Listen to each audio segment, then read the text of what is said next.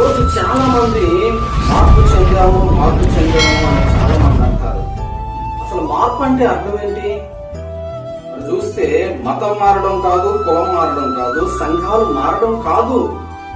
నిజమైన మార్పు ఏంటంటే మనస్సు మారాలి. అనగా యేసుక్రీస్తు రక్షకుడని విశ్వసించి అపవిత్ర క్రియలు అనగా చేసిన పాపములన్నింటినీ పశ్చాత్తాపంతో ఒప్పుకొని వాటి వైపు మరలా తిరగకుండా క్రీస్తుకు మాదిరి కలిగి జీవించటమే నిజమైనటువంటి మార్పు.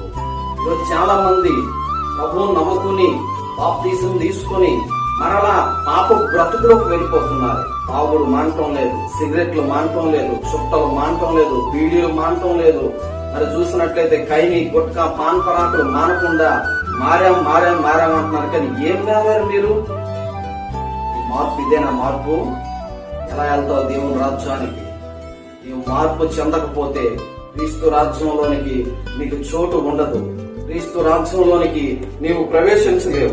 మీరు ఈ లోక మర్యాదలను అనుసరింపక ఉత్తమమును అనుకూలమును సంపూర్ణమైన దేవుని చిత్తం మీదే పరీక్షించి తెలుసుకున్నట్లు మీరు మనస్సు మారి నూతన మగుట వలన రూపాంతరము పొందుదురు.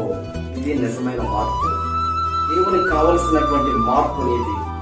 కాబట్టి ప్రియమైన దేవుని బిడ్డలారా, నీవు ఈ రోజైనా సరే నీ పరిస్థితిని మార్చుకో, నీ బ్రతుకుని మార్చుకో. మరి చూసినట్లయితే దేవుని రాజ్యానికి ఆయుధపడు.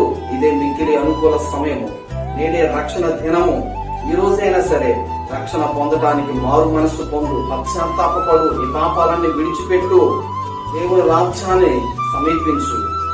రేపు నేడు ఎల్లుండు అని వాయిదాలు వేయకు. రక్షణ కోసం రక్షణ పొందిన వారులారా, మీ అందరూ కూడా మీ పరిస్థితులను మార్చుకోండి, మీ జీవితాలను మార్చుకోండి, మార్పు చెందండి.